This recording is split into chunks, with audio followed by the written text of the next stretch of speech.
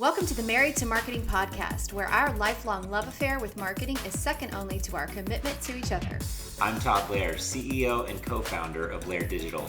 And I'm Laura LAIRE, VP of Creative Strategy, co-founder of LAIRE Digital, and Todd's better half. Together, we've found success in business and in life by combining our talents, entrepreneurial spirit, and creativity.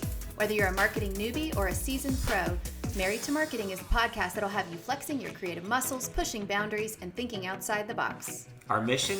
To equip you with knowledge, tools, and strategies that will skyrocket your brand's success. Let's dive in. Hi, and welcome to another exciting episode of the Married to Marketing podcast. Today, we're going to be talking about building a lead generation machine that gets results with AI. How are you using AI? I know a lot of folks are still kind of dipping their toe in the proverbial swimming pool of artificial intelligence and just experimenting and trying things. And we've learned a lot in a short period of time, but I would say we're also kind of poolside as well and dipping in and kind of wading in different areas when it comes to AI. And so hopefully, like through this podcast today, we'll share some helpful tips that we've learned along the way, and we'll also share some resources with you that we've published to help you use AI when it comes to marketing. Now, there's 8 key components of a lead generation machine with AI support. First of all, you're going to need a foundation strategy, which is extremely important. The website, offers, your CRM, email, digital ads, and then, of course, automation. Yeah, so let's dive in. Laura, I know you're extremely passionate about having standardized brand guidelines and having them be uniform, and I think a lot of companies need to focus there first. So what would you say is important in uniform brand guidelines or brand standards? Well, you have to define them. I mean, it's important that you know who you are as far as your voice is concerned. You know, is the voice for your company defined? Does a writer who writes for you or a staff member who writes for you, do they know what your voice is? Is it professional? Is it down to earth? Does it have a little comedy involved, which we like to have LAIRE to be really down to earth, to have a little bit of humor, but to be highly intelligent. You know, so we've defined those brand standards, but also our brand usage. So it's not just the way your logo looks, essentially, or how your logo can be used, how it cannot be used. It's the same for your voice. How do we want to use the voice?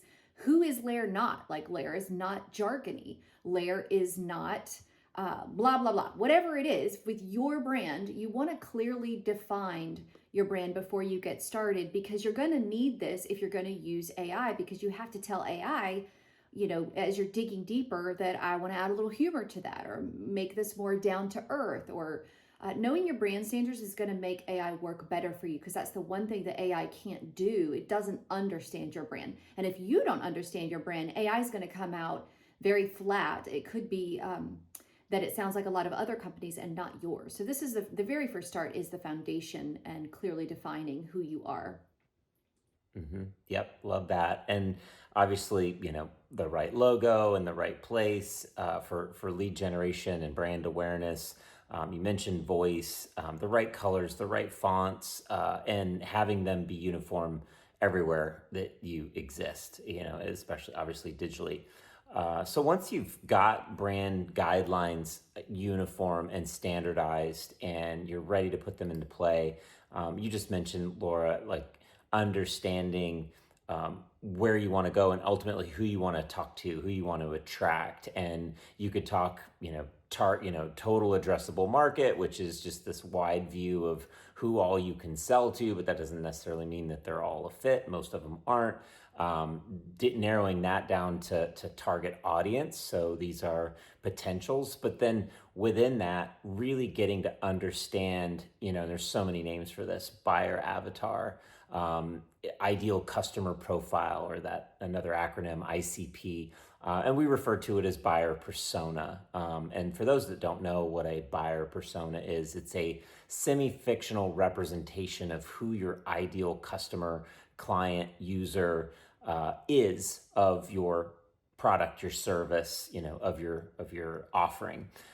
So it's important to understand, not only who they are, but how they think, how they make decisions, because this is going to be important in helping or having AI help you define messaging and campaign ideas and content ideas, which we're going to get into in a second.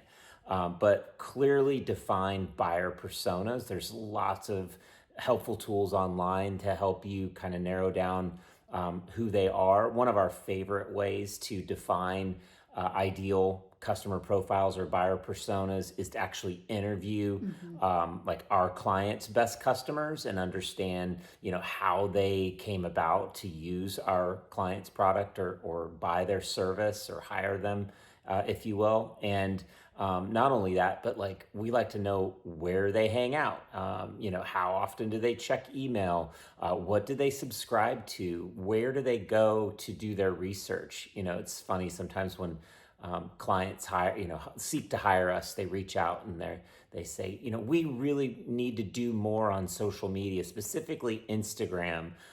We need to do more reels and videos and things like that. And we're always like, great, that sounds like a great idea. Yeah, you should. Let's dig into that a little bit more. Let's find out where your customers are on Instagram, and we interview them and ask them, and they're not on Instagram at all. So, not that they can't develop a new market, but let's start where we know your ideal clients or buyers hang out, and go where they are and come up with a strategy that obviously AI can help with. That's why strategy begins before tactics. I mean, the biggest question to ask them is why? Why do you think you need to be on Instagram? Is it because you're on Instagram and you think that you need a presence there? Or is it because you think your customers are on Instagram? A lot of times we feel like, oh my gosh, I have to be everywhere. I have to be on TikTok. I have to be on LinkedIn. I have to be on Facebook.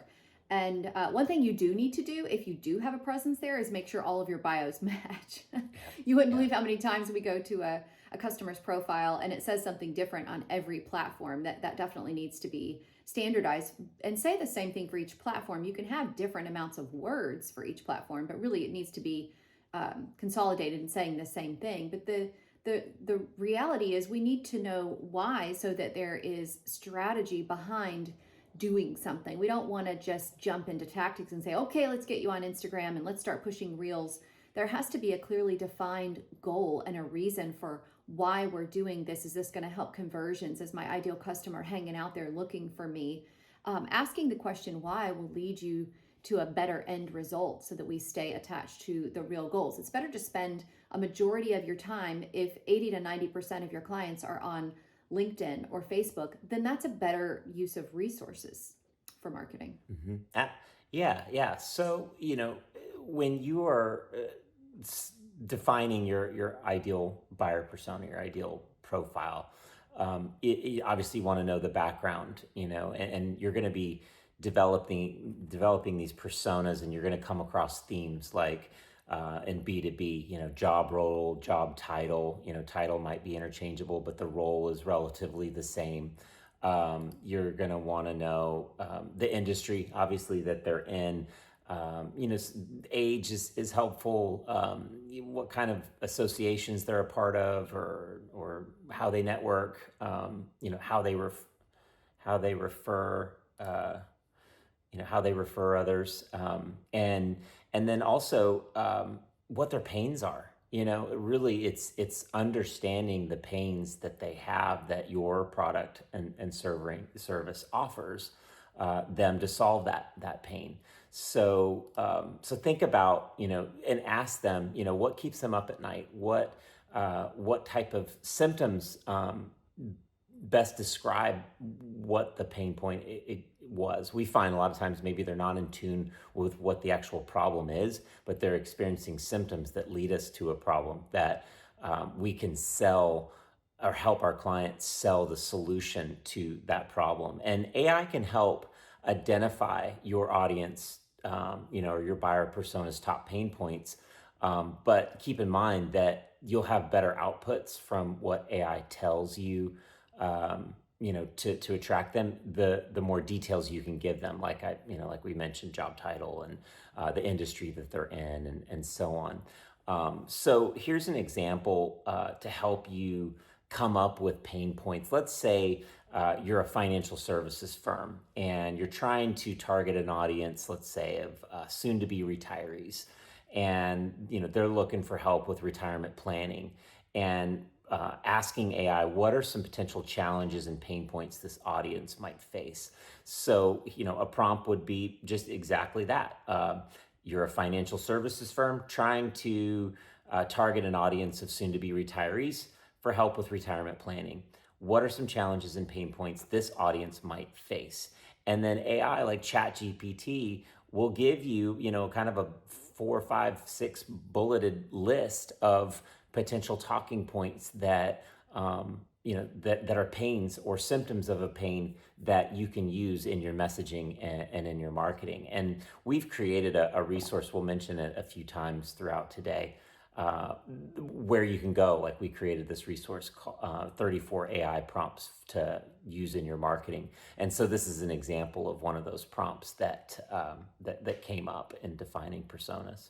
I think the other thing, Laura, too, is not only understanding the pain that they experience, but then what are they going to do to solve that pain? What are the steps they're going to take? And so another component of defining who your ideal client is, or your perfect customer profile or buyer persona, is understanding the journey that they go on to ultimately solve that pain, consider solutions, and ultimately hire you or buy your product or subscribe to your service. And that's where content comes in. And obviously, you don't want to sell early on solutions when someone's in the early stages of their journey and trying to just understand better what their pain is, and they're describing symptoms.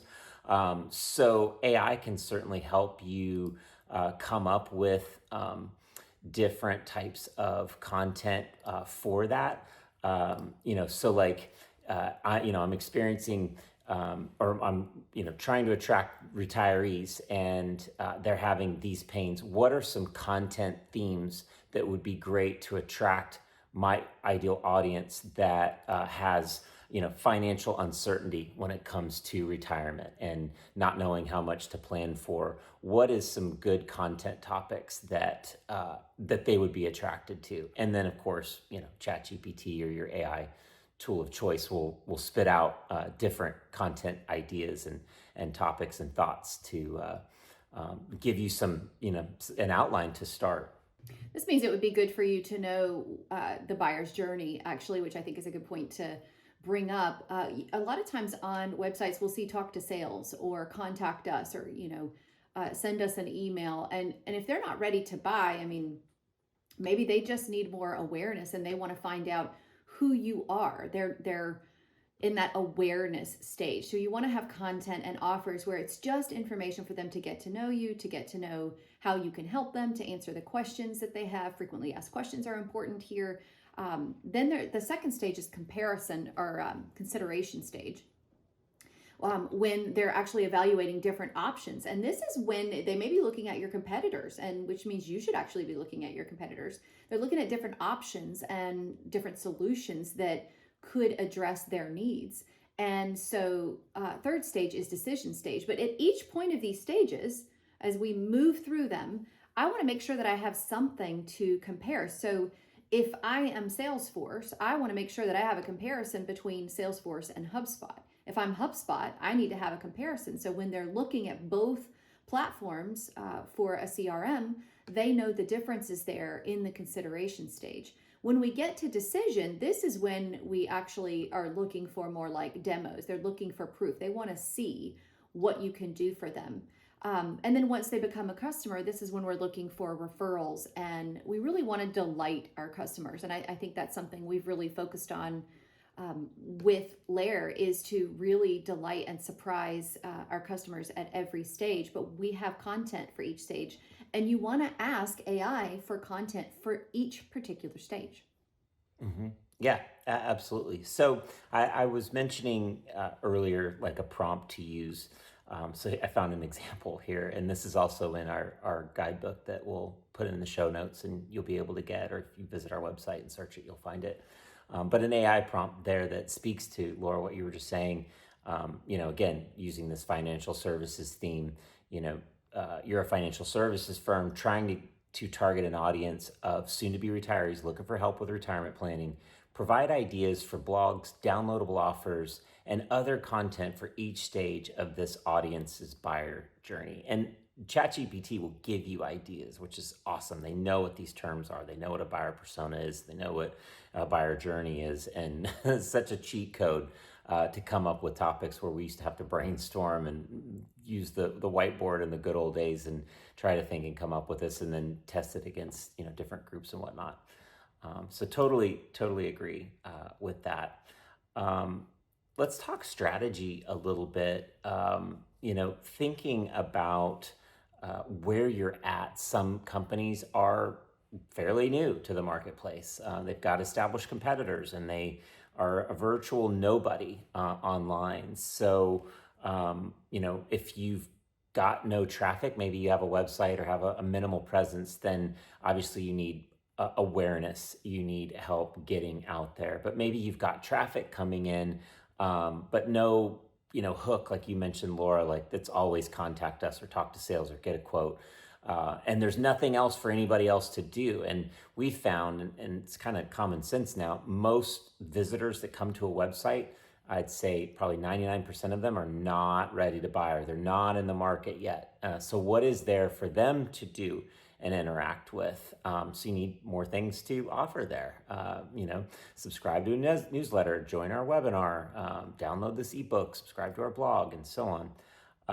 But what if you've got those things, but you just are getting a lot? It seems like you're getting a lot of spam or not the right fits or target, tire kickers as we call them, or those that just don't fit maybe budget wise or the timing. Then you need some type of qualification system in place. Obviously, AI can help with that. So let's break those down, Laura, through prompts here, like back to that original issue, which a lot of companies start. They've got no traffic. Their website's kind of a brochure or a digital business card, and not much else going on there. So here's a prompt or an idea.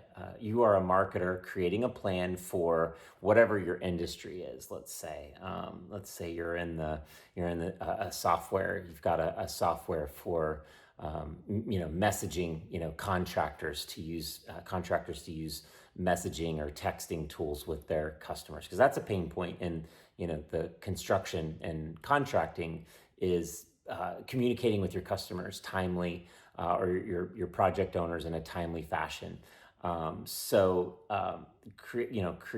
to create a plan for my construction software text messaging business that specializes in contractors being able to text real time with their project customers, and outline some key social platforms that our business should be on or have a presence on to reach its audience, and then thinking about, okay, we've got traffic coming to our site, but we're just getting no leads out of it. Then, I've got one for that one. Yeah.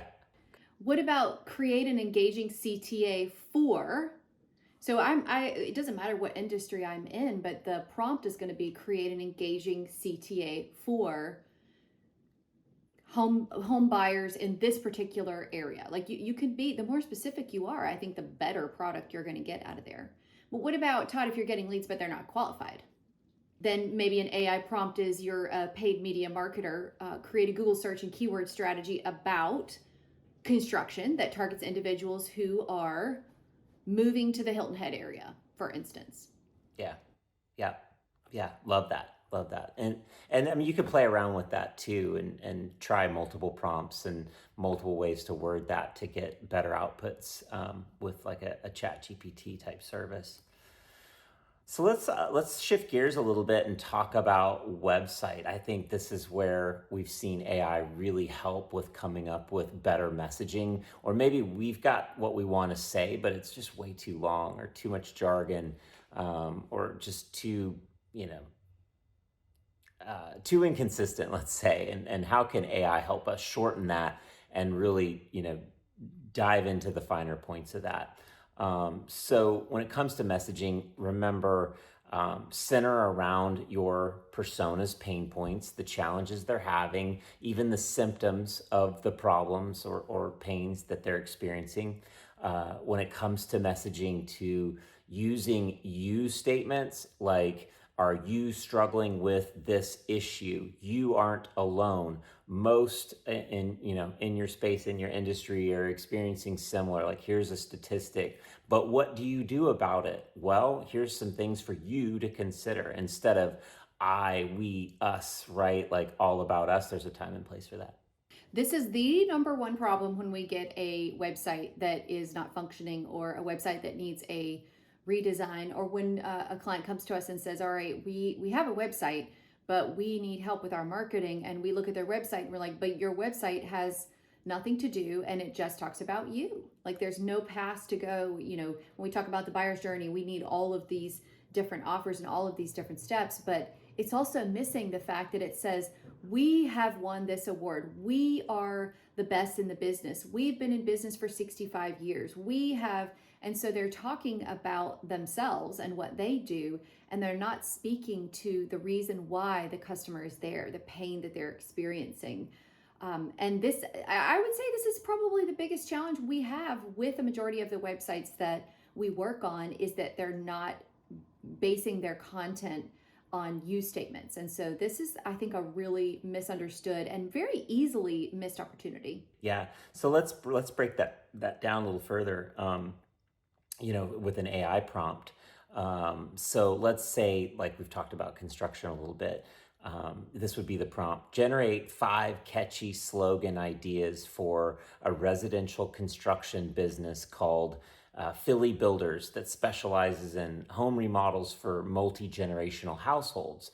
And then AI will spit out like 5 different or 6 different slogans that you can actually use in your messaging that speaks to the ideal state or future state that your customers want to be at, and why they would be considering hiring you to help them obtain or reach that future state. So here's some examples with that particular AI prompt.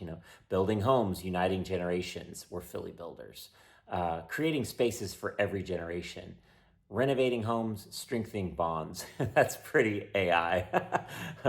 Crafting homes for lifelong memories. I kind of like that one. The challenge here is that a lot of the things, like, where does AI get everything from? Somebody already wrote it. So you do have to be mindful of copyrights and the wording. That's the only challenge, I think, that most people face with AI and using it properly, is knowing that you can't copy word for word everything that you see. You do need to investigate and turn this into your slogan, and then get sued by a company down the street or in another state who's copyrighted that particular phrase. So I would say to investigate these things before you use them. But it is fun, right? It's always fun. Transforming houses into multi-generational havens. Yeah.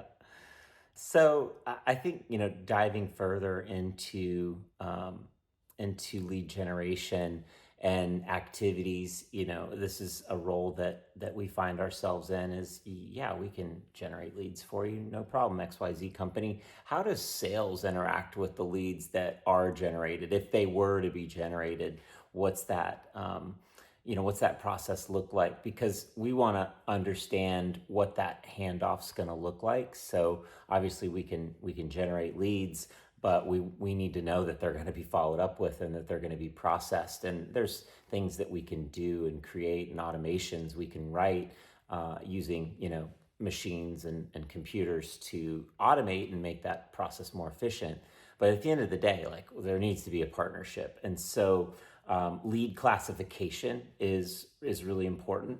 And an AI prompt that I love when it comes to aligning marketing and sales is, this would be the actual prompt. You're a marketing manager planning a brainstorming session with your sales and marketing teams. The goal of this session is to determine the characteristics of your company's ideal customer.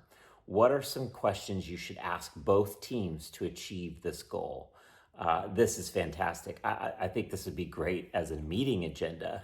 Let AI help you define the interviews that'll happen in a meeting like this, an alignment meeting. So AI, with that type of prompt. And again, this is in our resource that's available for you to check out. For both sales and marketing teams, number one, can you describe the types of customers who have been the most satisfied with our products and services in the past and what made them stand out? So this is like extra work that's important to do beyond the customer interviews. So we do both. We recommend and prefer that we do both. We don't lean too heavily on internal assumptions of what our teams think our ideal customers look like. It's obviously important to interview the best customers that we want to attract more of, but then getting themes, and from a marketing standpoint, that's a great question to ask. Another one that I like is, what industries or sectors have shown the most interest in our offerings? Are there any trends or patterns when it comes to how they interact with us, or what their top 2-3 questions are that they ask initially? And that'll give you some messaging and even content topics to dive further in. And then, are there any certain geographical areas or regions where our products or services have gained more traction than others? So that can help you define particular target areas, to really focus your marketing and sales follow-up efforts. Laura, anything to add to marketing and sales alignment and kind of getting expectations aligned there? No, I think we can move right into conversion points. Are you wasting ad spend? Are your leads dried up? Website not converting? Listen, you're busy and we know it. In just 20 minutes, we'll grade your website, identify lead generation opportunities, and discuss how to grow your revenue. Ready to learn more? Get expert advice. LAIREdigital.com/talk-to-Todd, and we'll put the link in the show notes. Obviously, probably one of the best tools to use, jumping into tactics, is emails. ROI for emails is phenomenal. It's still the best use. You ask customers in interviews, they're going to check. They're going to ask. They're going to say email. They're going to check their email more often than anything. Instead of like how many times do you check your email in a day, it's almost like how many times do you check it in an hour, and not be surprised that people say a dozen times. So nailing email is super important, and some great AI prompts again to use, for having a sound email strategy for lead generation or lead conversion points. Obviously, you've got email addresses, in order to send them, but then we want them to engage and a la convert. So here's another AI prompt that we've used. Create a catchy one-sentence email subject line for the following content that will resonate with target audience, with whatever that target audience is. So contractors that are struggling to communicate with their project customers.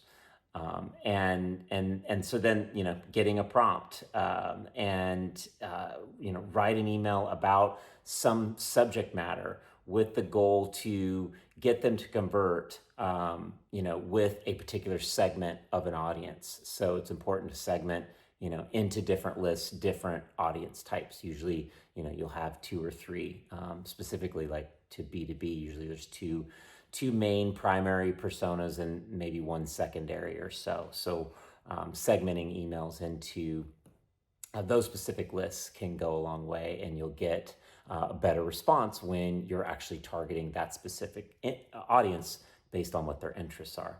And then shifting to digital advertising, it's important too, like to have AI help you define a paid media strategy to attract your ideal audience, like where they live. And so, obviously, in addition to running paid media campaigns for, a trial or a demo or a consultation or a contact us, it's also important to run paid media just for awareness and consideration level or staged buyers and that stage of their journey. So content offers, case studies, those are all really good to run in addition to, like a direct business offer, as we call it, a consultation, a demo, a trial, or what have you.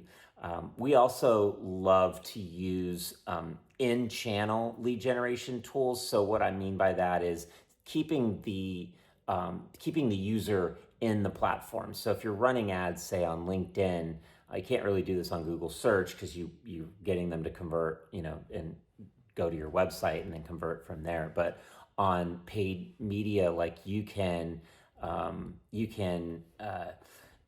actually get them to fill out a form and convert on the platform itself. So it's called a in channel conversion form. So and then like getting to the prompt, like I want to promote whatever my product or service is, to to whatever my goal is, get more trials, get more demos, have more downloads, whatever, to my target audience. So whatever the persona is that I'm targeting, outline the best digital ad platforms I can leverage and what my budget should be. And it'll give you some guidelines there.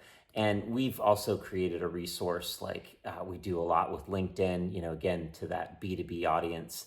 B2B Marketer's Guide to LinkedIn Ads is the name of the content offer. So there's some things that you can actually use to inform AI to give you better ideas based on the loose examples in that guidebook. I think the other thing that's underlooked that a good majority of users want to see when they come to websites is the ability to chat. Using a chat bot or using a live chat. I'd say, based on industry research that we found, it's about 50-50. Some are comfortable and fine with chatting with a chat bot to get them, only so far. But then others that have maybe more complex needs or more timely needs actually want to talk to a human. So we feel it's important to have both. You need to have like pre-scripted written questions to have a chat bot ask in your chat technology on your website, but then have some type of trigger that's going to pass them off to a live person, a sales consultant or an account executive or what have you, once you've gotten enough information, and obviously within business hours or whenever they're available. So that's something that we spend a lot of time on. We have something very similar to that on our website. Ask key questions, narrows it down like based on categories that they're interested in, get a few pieces of contact information, and then turn them over to a live person. Anytime the category that they have centered around pricing, like they're interested in pricing, they know what they want to learn about, and they're more curious about pricing, is an automatic handoff to a live person to take that inquiry over. There's a lot of good that can come out of the chat bots. Is number one, you can weed out spam because you can immediately tell who is spam. But also the people who are really serious and want to talk to somebody right away are going to get a lot of information before they actually talk to them. What's your email? What's your phone number? What's a good time to reach you? But I actually use chatbot for a lot of the services that I use personally in my life, and I understand it. It's really never bothered me. I mean, I guess it may some people, to actually just get the information there. There's a lot of frequently asked questions, and in a lot of chatbots, it will say, is this what you're looking for? Yes or no. And then it will, okay, check out this article or check out this article. So it's almost doing the search work for you, so that a lot of times the answers are there, and you can, with some of them, you can get directly to someone, or it'll say somebody will reach out to you within the next 24 hours or within the next 48 hours. But you've been given answers to a lot of your questions. You've been given information, and then it has been handed off to a real person. And what I've noticed oftentimes is I've gotten some that said 24 to 48 hours, but I actually would get an email back within 10, 15 minutes sometimes, because somebody is monitoring the chat. So it's good for both parties. It's good for the people who don't have to have these conversations right up front. You can get a lot of information, and I can get a lot of information as a customer as well. So I think it's something that's good to use. It's going to be more helpful than not for most people. Yep, absolutely. And I think, too, obviously using AI is a game changer, as we've gone over some ideas, but also having, really dialed in CRM and an automation process. And obviously, you need to have a platform or a tool to power that, like a HubSpot or some of the others that are popular on the market. But not only, using AI to inform content ideas and, lead magnets and hooks and things like that, but then setting up rules that like just a computer program can use and operate and perform tasks for you when it comes to marketing and sales alignment specifically. And so a couple things that we do, a couple ideas that we do, like for ourselves, but also for our clients, is lead assignment to particular reps. So we talked about with live chat and passing off from a bot to a live person and assigning that lead or that inquiry to a live person to follow up with or take over the conversation. That needs to be based on something, whether it's round robin, whoever's next in line to have a conversation with a lead that comes in from the web. But then diving in further, obviously assigning leads based on different markets within your business that you sell to. You could think of, obviously, if they sell in regions, that's important. But the other is based on behavior that I really like, and we could totally nerd out on. We are really interested in what users are doing on our website, but also on our clients' websites. So an automation and again, AI can give you automation, suggestions to things that you should have built in your process. But one thing that we found that definitely signals buying intent is how many pages they view and how long they stay on our website. So once they convert for the first time and they fill out a form, we know every activity they've done prior to filling out that form because they've been cookied up until that point. And then obviously everything they do beyond filling out that form. So additional pages they go to and so on. So a simple automation that we have set up is what we call the 15, 30, 45. And it is based on how many page views they hit or a threshold. So at 15 page views, knowing that a lead on our website has visited 15 pages, maybe not all at once, maybe over a period of time, couple days, couple weeks, couple months, an internal email is sent to whoever that lead's been assigned to, letting them know that that's happened. And we put a link, or there's a link in that automated email that says, hey, Laura LAIRE's visited our website 15 times. Click here to learn more about the pages she's visited. And that's just put it on your radar. Think about this person moving forward because they are definitely interested in our content. At 30 pages, that's definite intention of some sort. They are coming back to the website and they have viewed a substantial amount of pages. And we found through... Or they're a competitor checking you out. Or they're a competitor, or they're a job seeker. They'd really like to work with you, work for you. But what we found when it comes to customer usage or visitors and prospects and leads that have converted into customers, on average, those that took their time, did their research, and consumed our content, visited about 45 pages on our website. And think of it like this: if they go from the home page to a services page to a blog and then back to the services page, that's 4 page views, even though it's only 3 pages. It's just that they've gone back to it and they're consuming that content, rereading stuff, or interacting with something else that they haven't interacted with before.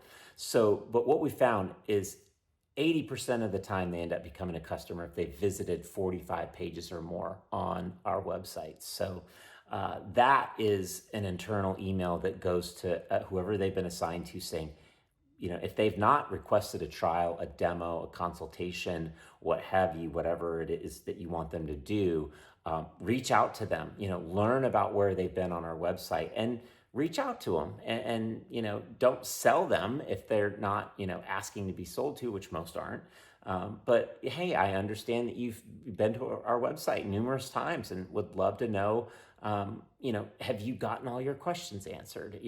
Have you found value in the content that we put out there? Is there anything missing, that you still have questions that are lingering and so on? So the other thing too that we like is sending an internal email to when someone, when a prospect or a lead completes an email nurture series. So like say they download an ebook and they get a series of emails after that, up to maybe 2 weeks, let's say. And so when they complete it and they haven't raised their hand or asked for a consult or a trial or a demo or whatever, then an email is sent to whoever's been assigned to that lead saying, hey, Laura LAIRE completed our lead nurturing workflow based on this campaign. You should know about it. Here's a link to their contact profile in our CRM, and you can learn more about them. Because a lot of times, you got to meet them where they're at. So we like to bring that fight, to our sales teams to be able to be empowered and follow up with leads, on their own terms. And you definitely want to know who Laura LAIRE is anyway. That's right. So hey, that wasn't exciting enough. Yeah. Right. You definitely want to know who Laura LAIRE is, because if you don't, then you're missing out. So that's really good save. That was a good save. Good save. So I think that's it in a nutshell. And so we probably went through maybe 6 or 7 different AI prompts. And the resource that I referred to earlier is 34 AI prompts to simplify your marketing efforts. We'll put the link to that in the show notes. But learn, get prompt ideas for strategy, website optimization, content marketing, SEO topics and SEO targets, social media, paid media, and email marketing. And then also quick tips to keep in mind when using AI prompts to get the most out of them. So there's definitely a learning curve, and we put together just kind of a best in class, at least right now. As things always change, they get better and evolve. But really this resource is based on some best practices that we found using AI for, lead generation, not only for our clients, but for ourselves in multiple industries, multiple persona types, and so on. So hope you get that guidebook, and would love to hear from you too. If you've got any ideas, please share them. We'd love to know and get better at our craft as well. Don't forget, you can also use AI for marriage prompts. If you're getting married, if you need to get your vows written, if you need help writing a Valentine's Day love letter, which I'm always asking for. Love notes are the best thing you can give a woman, I'm just saying. But there's a lot that you could use AI for this particular purpose too, when it comes to marriage. But I think a renewing of the wedding vows, Todd LAIRE, just in case you wanted any ideas, as we're approaching our, what's it going to be now? 20 years. We celebrated our 18th wedding anniversary on November 5th. So less than 2 years from now, we might have some wedding vows. I think you can even get married by AI. It's pretty unlimited these days. I'm sure AI can help you come up with some really compelling ask for forgiveness prompts too, in case you want to avoid sleeping on the couch or had an argument or had a tiff with your significant other. So check that out. If that's helpful, let us know. Let me know. I hear AI is a great relationship advisor, so ask away. Awesome. Well, thanks for joining us for this episode of Married to Marketing, and we'll see you again real soon. Have a great one. That's a wrap on this week's episode of the Married to Marketing podcast. I'm your host, Laura, along with my husband and partner, Todd. Don't forget to subscribe, rate, and review our podcast. Your feedback fuels our passion and keeps the marketing fire burning bright. And if you're hungry for more marketing magic, be sure to visit our website, marriedtomarketing.com, where we've got a treasure trove of additional resources, episode transcripts, and mind-blowing bonus content. We'll be back next week with another engaging episode. Until then, be creative, get strategic, and never go to bed angry.